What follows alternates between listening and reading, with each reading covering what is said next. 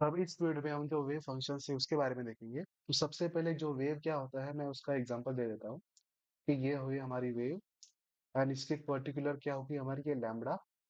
ये क्या होगा हमारा वेव लेंथ। ठीक है। और ये जो हमने वेव ली है ये क्या है हमारी बेसिकली लाइट है। And we know that light has a dual nature. जो लाइट क्या होती है वेव भी हो सकती है, can be particle as well.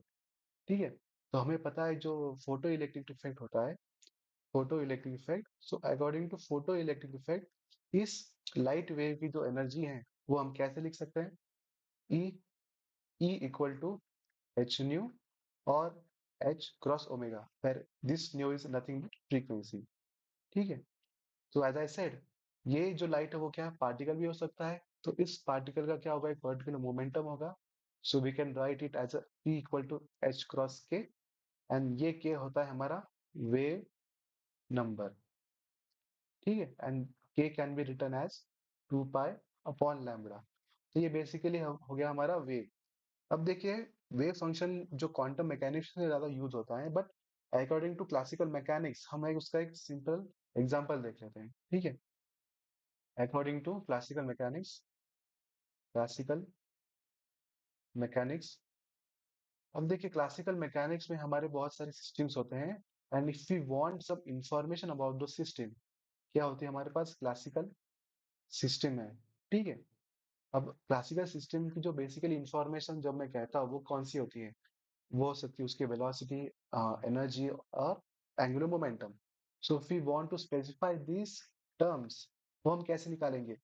अगर हमारे पास दो टर्म्स है जो है position and the momentum, so if we know the values of these two terms we can calculate the corresponding values of velocity, energy और angular momentum. For example, velocity क्या होती है हमारे पास dx by dt, dx by dt। And energy क्या होती है हमारे पास half m v square. And angular momentum होता है हमारा r cross omega, sorry r cross p. तो यहाँ पे हमारे पास x है, we can calculate velocity, velocity है we can calculate energy, and we know the momentum so we can calculate the angular momentum as well. अब ये जो हम लॉजिक है बस क्लासिकल मैकेनिक्स में यूज कर सकते हैं, but can we use the same logic in quantum mechanics as well. क्योंकि हमें पता है जो क्वांटम मैकेनिक्स में हम किससे डील करते हैं। In quantum mechanics we deal with the quantum particles. किससे डील करते हैं क्वांटम पार्टिकल्स। क्वांटम पार्टिकल्स मतलब जो हमारे प्रोटॉन्स हो गए, ये प्रोटॉन्स हो गए, इलेक्ट्रॉन्स हो गए एक्सेट्रा। ठीक है। या फर्मियंस। तो can we use the same logic. Let's C.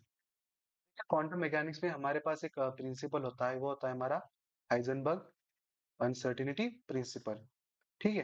Heisenberg uncertainty principle. और ये प्रिंसिपल का एक रिलेशन होता है वो मैं एक बार लिख देता हूँ। ठीक है।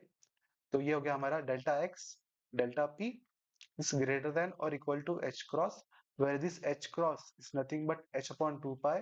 और यहाँ पे जो एच है वो हमारा क्या होता है प्लैंक्स कांस्टेंट। ठीक है। तो ये हो गया हमारा अनसर्टिनिटी का रिलेशन। और जो डेल्टा एक्स होता है हमारा, ये होता है हमारा अनसर्टिनिटी इन पोजीशन। ठीक है। और जो डेल्टा पी होता है that is uncertainty uncertainty in momentum. अब देखिए इसका इस प्रिंसिपल का अगर मैं शॉर्ट में मीनिंग बताऊं, बेसिकली होता ये है कि when we try to calculate the definite value of the position, the definite value of position and definite value, definite value का मतलब एक्यूरेट वैल्यू। ठीक है। Definite value of momentum at the same time. ठीक है। At the same time. ठीक है। That ये जो है ना ये पॉसिबल नहीं हो सकता। क्यों नहीं हो सकता इसका एक छोटा सा मैं एग्जांपल ले लेता हूँ। सपोज हमारे पास एक बॉक्स है and in that box we have a particle. So when we try to observe the position of this particle, जब हम इसका ऑब्जर्वेशन करेंगे it will immediately move। क्यों मूव करेगा बिकॉज इसका जो मोमेंटम है वो बहुत क्या होता है हाई होता है, जो हमारे सब एटॉमिक पार्टिकल्स होते हैं। ठीक है। सब एटॉमिक पार्टिकल्स इसका मोमेंटम बहुत हाई होता है। So when we try to calculate the position it will immediately move and go to another position. पर यहाँ पे इसका हम पोजीशन फाइंड आउट करें अगेन इसका मोमेंटम बदल जाएगा and it will move around with very fast. ठीक है। ये सिंपल सा एक्सप्लेनेशन एक्सप्लेनेशन हो गया। तो क्वांटम मैकेनिक्स में ये दिक्कत आती है। ठीक है। जो है हमारा हाइजेनबर्ग अनसर्टेनिटी प्रिंसिपल। अब हमारा एम क्या है किसी भी क्वांटम मैकेनिकल सिस्टम का हमें इंफॉर्मेशन चाहिए।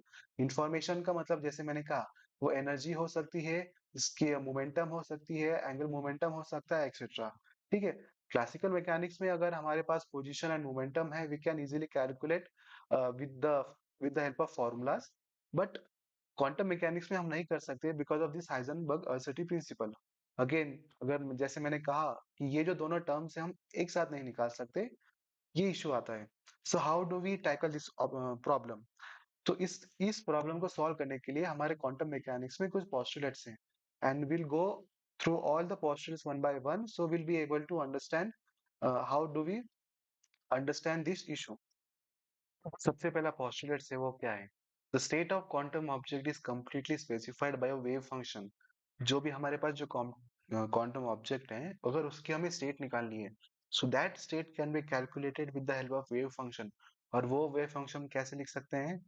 Sai of x. Okay. And this Sai of x इस ये क्या होता है? हमारा कॉम्प्लेक्स फंक्शन होता है। कौन सा फंक्शन होता है?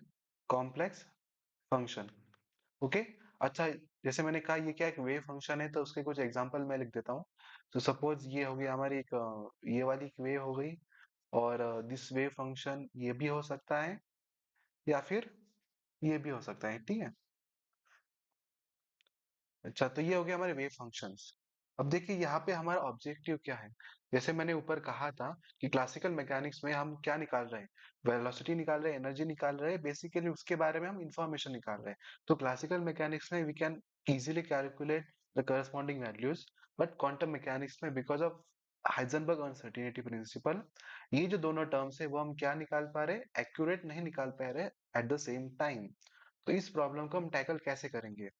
अब देखिए फॉर एग्जांपल, मैं कह सकता हूँ कि देखिए स्कूल में अगर जो कुछ भी एग्जाम्स होते हैं, ठीक है, अगर आपने कंप्लीट प्रिपरेशन किया हो, सारे के सारे क्वेश्चन सॉल्व किए हो, ठीक है, सारे के सारे एमसीक्यू सॉल्व किए हो, and you are very confident about that, तो हो सकता है कि आपको एग्जाम में 100% मार्क्स मिले। ठीक है, 100% मार्क्स मिले, so you are absolutely certain about that result. But हो सकता है कि आपने सारे क्वेश्चन सॉल्व नहीं किए, हो सकता है आपने 100 में से बस 50 क्वेश्चन सॉल्व किए, ज्यादा आपकी स्टडी अच्छी हुई नहीं। सो बेसिकली हो सकता है आपको 60% मिले, हो सकता है 70 मिले, एंड सो ऑन। तो basically the outcome of your practical is uncertain. क्या है हमारे पास? अनसर्टिनिटी है। So you are not really sure about the result of your experiment. ठीक है, तो when you are not sure, the only thing we can do is calculate the probability. क्या निकाल सकते हैं हम? प्रोबेबिलिटी की। हाँ, हो सकता है हम पास हो जाए, हो सकता है पास नहीं हो जाए। ठीक है, तो इस केस में हम क्या थे? हम एक्यूरेट थे, हमारे पास एक्यूरेसी थी। But when we don't have a accurate outcome, when we are uncertain, we can calculate the probability. Correct. Quantum mechanics में भी ये जो हमारा वेव फंक्शन है, इसमें भी हम क्या निकालेंगे? इसका प्रोबेबिलिटी निकालेंगे। So next we will see the probability. जो सेकंड पोस्टुलेट होगा हमारा, क्या होगा? Probability distribution. ठीक है, डिस्ट्रीब्यूशन लिख देता हूँ यहाँ पे मैंने, प्रोबेबिलिटी डिस्ट्रीब्यूशन। अब ये जो रिलेशन है वो कैसे लिख सकते हैं? P of X equal to norm psi of X square. ठीक है, ये आ गया हमारा प्रोबेबिलिटी डिस्ट्रीब्यूशन का फॉर्मूला। और यहाँ पे ये वाले जो टर्म है, ये क्या होना चाहिए? Wave function must be normalize. अब नॉर्मलाइज का मतलब क्या होता है, मैं आपको आगे बता दूंगा। ठीक है, ये आ गया हमारा प्रोबेबिलिटी डिस्ट्रीब्यूशन, ये उसका आ गया formula. And this term must be normalize. इसका एक मैं स्टेटमेंट लिख देता हूं। The probability that upon measurement,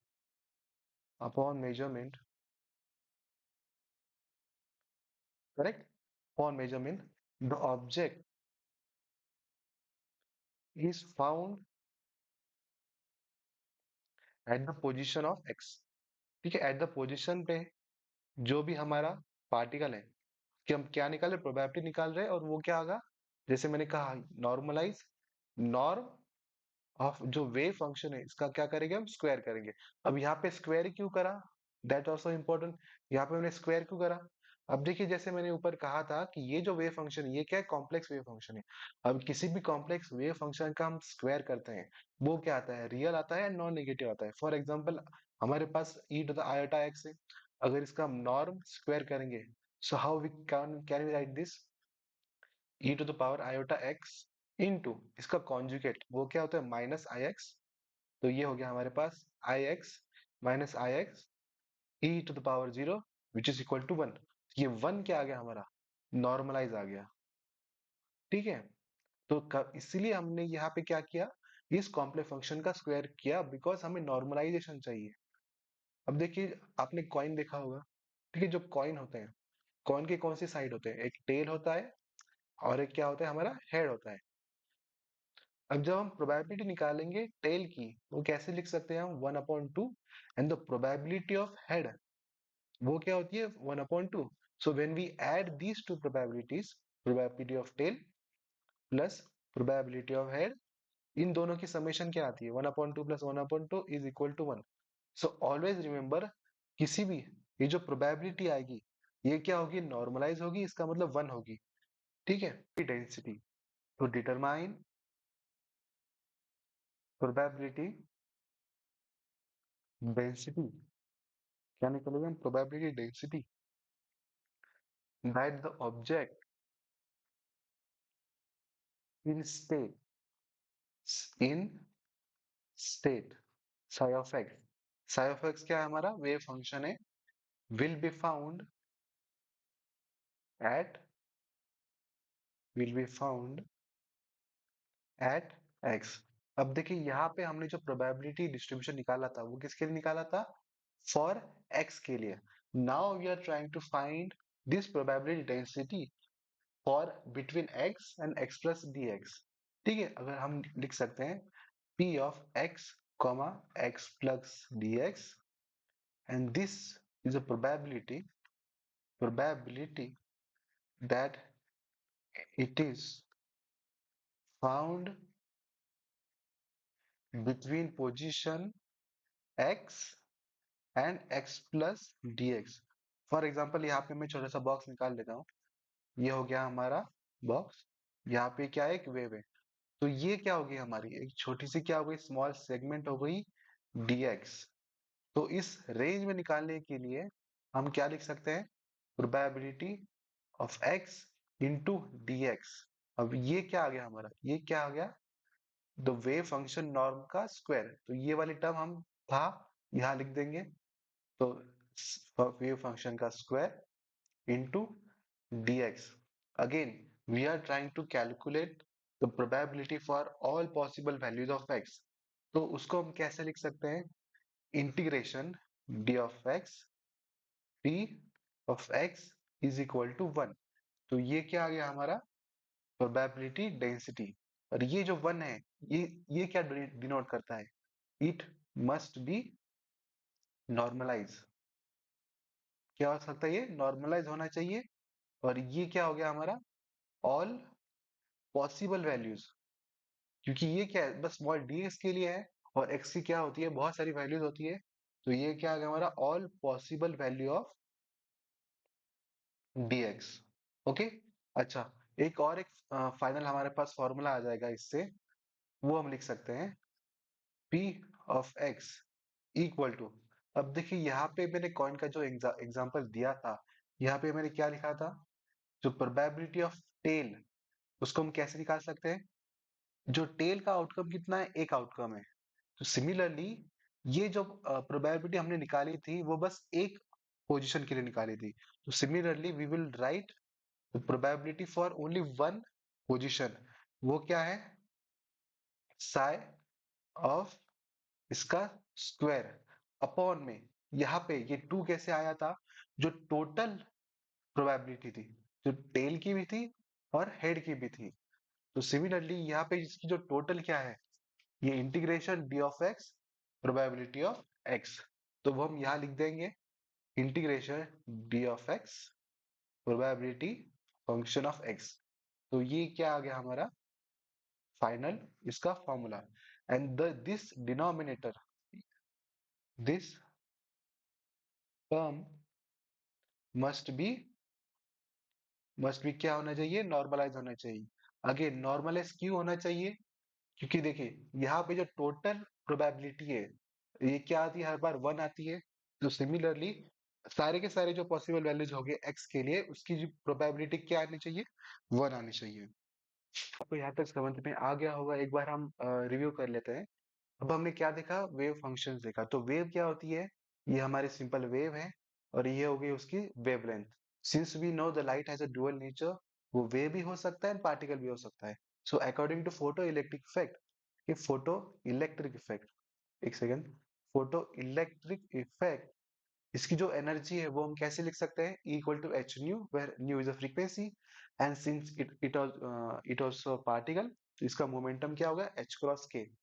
okay, तो क्लासिकल मैकेनिकल सिस्टम में अगर हमारे पास पोजीशन एंड मोमेंटम है, so we can calculate the corresponding velocity, energy and the angular momentum.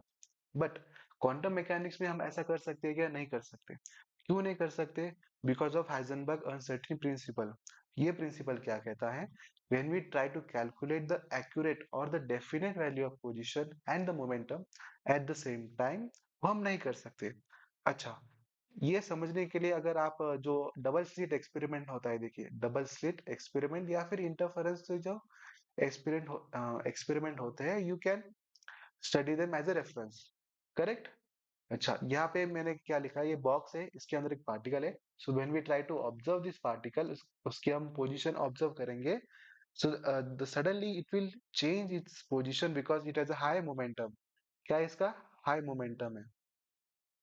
So again at this position, इसकी अगर हम पोजीशन फाइंड आउट करेंगे, ऑब्जर्व करेंगे, again because of the high momentum it will change its position and so on.